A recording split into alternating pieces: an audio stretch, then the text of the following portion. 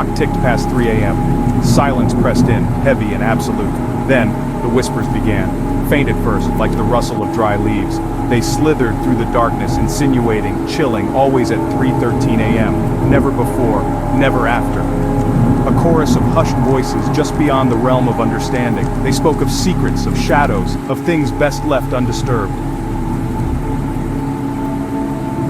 Each night the whispers returned. Each night I lay frozen, heart pounding against my ribs. The whispers wrapped around me, a chilling embrace that stole my breath and left me trembling.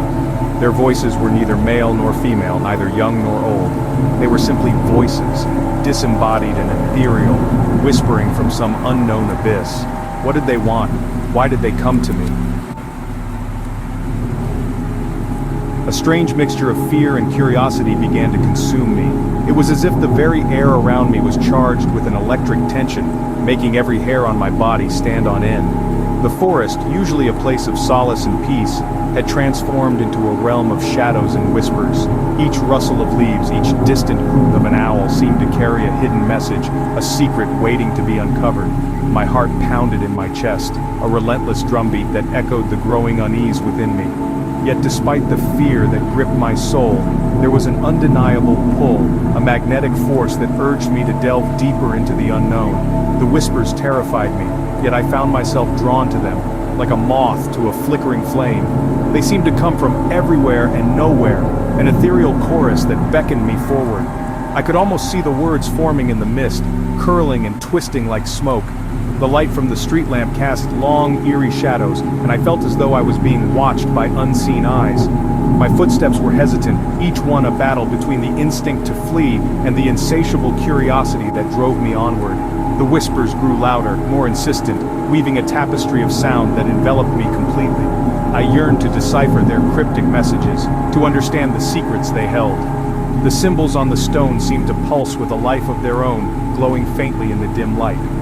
They were ancient, older than time itself, and I felt a deep connection to them, as if they were a part of my very being. The flashlight's beam cut through the darkness, revealing glimpses of a forgotten world, a place where the past and present intertwine. My fingers traced the lines of the symbols, and I could almost hear the voices of those who had come before me, their whispers mingling with the ones that surrounded me now. One night, the whispers seemed closer, more insistent. The fog was thick, a suffocating blanket that obscured everything around me. The street was deserted, and the silence was deafening, broken only by the occasional rustle of leaves. The whispers were no longer distant murmurs. They were right beside me, their icy breath sending shivers down my spine. I felt a presence, something ancient and powerful, watching me from the shadows. The air was heavy with anticipation, and I knew that something was about to happen, something that would change my life forever. They swirled around me, their icy breath caressing my ear. The shadows seemed to dance in the moonlight, their movements fluid and hypnotic. The wind whispered secrets, carrying the voices of the past and the future. I felt a strange sense of calm, as if I was exactly where I was meant to be. The whispers grew louder, more urgent, and I knew that I had to listen, to understand what they were trying to tell me. The forest was alive with energy, a living, breathing entity that held the answers to questions I hadn't even thought to ask. For the first time, a single word cut through the murmur, clear and sharp. Listen, it was a command, a plea, and a promise all at once. The word resonated within me, echoing in the depths of my soul. I closed my eyes, letting the whispers wash over me, and I felt a connection, a bond with the unseen forces that surrounded me. The fear that had once gripped me was replaced by a sense of purpose, a determination to uncover the truth. I knew that I had to follow the whispers to let them guide me on this journey into the unknown, and so, with a deep breath, I listened. A strange compulsion seized me. The whispers, once a source of terror, now beckoned me forward. An idea, reckless and terrifying, took root in my mind. I would whisper back. Driven by a force I couldn't comprehend, I sat up in bed. My heart hammered in my chest, a frantic drumbeat against the silence of the room. I parted my lips, my voice a dry rasp in the stillness. "Hello?" I breathed, the word barely audible even to my own ears. The whispers ceased abruptly. Silence descended, heavier and more oppressive than before. For a moment, I thought I had imagined it all. Then, a single word, echoing my own, sliced through the darkness. Hello. It was close, very close, as if spoken directly into my ear. The voice was different now, deeper, laced with a chilling amusement. Terror, cold and sharp, flooded my senses. I recoiled, huddling beneath the covers, my body trembling uncontrollably. What had I done? I had broken the unspoken pact, shattered the fragile barrier between our worlds. The whispers did not return that night, nor the next. The silence was deafening, pregnant with unspoken threats. My fear, instead of abating, grew with each passing hour. Days turned into sleepless nights. The memory of that single chilling word haunted my every waking moment. Driven by a desperate need for answers, I delved into ancient folklore, searching for any mention of whispering voices in the dead of night. The stories I found sent shivers down my spine. Tales of restless spirits, of ancient beings that lurked in the shadows, their whispers a siren song, luring the unwary to their doom. One legend in particular caught my attention. It was a tale whispered among the elders, a story that had been passed down through generations, shrouded in mystery and fear. The legend spoke of a hidden gateway, a thin veil between our world and another, a place where the boundaries of reality blurred and the supernatural seeped through. This gateway, it was said, could only be found deep within the heart of the forest, where the trees grew tall and the shadows danced in the moonlight. It spoke of a gateway, a thin veil between worlds that weakened at the witching hour. The witching hour, that mystical time of night when the world is at its quietest, and the veil between the living and the dead is at its thinnest. It was during this hour, precisely at 3:13 a.m., that the gateway was said to open, allowing whispers from the other side to be heard. These whispers, soft and eerie, would call out, seeking a way through to our world. It was said that at 3:13 a.m. whispers could be heard from the other side, seeking a way through. The whispers were described as faint, almost like a distant echo, yet they carried a sense of urgency and longing. Those who had heard them spoke of a chill that ran down their spine, a feeling of being watched, and an overwhelming sense of dread. The legend warned that these whispers were not to be trusted, for they belonged to entities that did not belong in our world. The legend warned against answering, for to do so was to invite the whispers in, to grant them a foothold in our reality.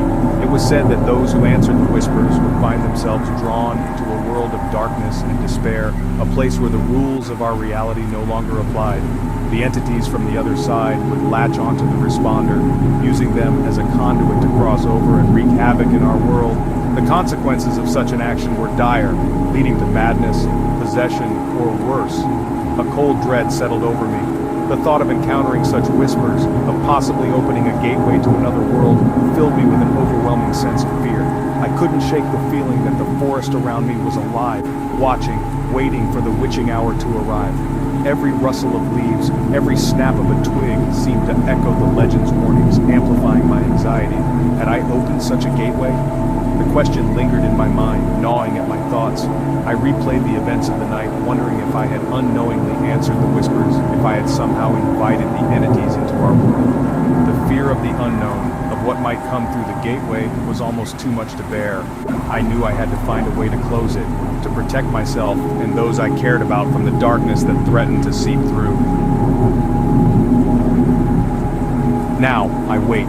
The night is still, yet it feels alive with an unseen energy. The air is thick with anticipation, and every creak of the house seems to echo louder than it should. I sit by the window, staring out into the darkness, my mind racing with thoughts of what might come. The silence is deafening, broken only by the occasional rustle of leaves or the distant howl of a lone wolf. I can't help but feel a sense of dread, as if something is watching me from the shadows. Wait for the whispers to return, those faint, almost imperceptible murmurs that seem to come from nowhere and everywhere at once. They speak in a language I cannot understand, yet their tone is unmistakable, ominous and foreboding. Each whisper sends a shiver down my spine, a reminder that I am not alone in this darkness. I try to listen, to decipher their meaning, but they elude me, slipping through my grasp like smoke. The whispers are a constant presence, a reminder of the entity that lurks just beyond the veil. For the entity on the other side to step through the veil I may have torn, sleep offers no escape, only a descent into a darkness filled with whispers and shadows. I close my eyes hoping for a moment of peace, but instead I am plunged into a world of nightmares. In my dreams, the shadows come alive, twisting and writhing, reaching out to me with cold, clammy hands. The entity is there, always just out of sight, a dark silhouette that fills me with an overwhelming sense of dread. I wake up in a cold sweat, my heart pounding, the whispers still echoing in my ears, only a descent into a darkness filled with whispers and shadows. The night seems endless, each minute stretching into eternity. I feel trapped, caught in a never-ending cycle of fear and anticipation. The shadows outside my window seem to move, shifting and changing shape as if they are alive. I can't shake the feeling that something is out there watching me, waiting for the right moment to strike. The darkness is oppressive, suffocating, and I struggle to breathe, my chest tight with anxiety. The clock on my nightstand ticks past midnight. Each second brings me closer to 3:13 a.m., the hour when the veil between worlds is at its thinnest. I watch the hands of the clock move, each tick a reminder of the approaching moment. Time seems to slow down, each second dragging on, the anticipation building with every passing minute. I can't help but wonder what will happen when the clock strikes 3:13. Will the entity finally reveal itself? Will I be able to face it, or will I be consumed by the darkness? Each second brings me closer to 3:13 a.m., closer to the truth, whatever it may be. The anticipation is almost unbearable, a heavy weight pressing down on me. I feel a sense of inevitability, as if I'm being drawn towards a moment that I cannot escape. The clock tower outside my window looms in the darkness, its hands inching closer to the fateful hour. I take a deep breath, trying to steady my nerves, but the fear is overwhelming. I know that whatever happens at 3:13, my life will never be the same. Closer to the truth, whatever it may be. And as the witching hour approaches, I am left with a single terrifying question. What awaits me on the other side? The unknown is a terrifying thing, a vast, dark void filled with possibilities both wondrous and horrifying. I can't help but imagine the worst, my mind conjuring up images of unspeakable horrors lurking just beyond the veil. The fear is paralyzing, but I know that I must face it. I have come this far, and there is no turning back now. And as the witching hour approaches, I am left with a single terrifying question. What awaits me on the other side? The unknown is a terrifying thing, a vast, dark void filled with possibilities both wondrous and horrifying. I can't help but imagine the worst, my mind conjuring up images of unspeakable horrors lurking just beyond the veil. The fear is paralyzing, but I know that I must face it. I have come this far, and there is no turning back now. I am left with a single, terrifying question. What awaits me on the other side? The unknown is a terrifying thing, a vast, dark void filled with possibilities both wondrous and horrifying. I can't help but imagine the worst, my mind conjuring up images of unspeakable horrors lurking just beyond the veil. The fear is paralyzing, but I know that I must face it. I have come this far, and there is no turning back now. What awaits me on the other side? The unknown is a terrifying thing, a vast, dark void filled with possibilities both wondrous and horrifying. I can't help but imagine the worst, my mind conjuring up images of unspeakable horrors lurking just beyond the veil. The fear is paralyzing, but I know that I must face it. I have come this far, and there is no turning back now.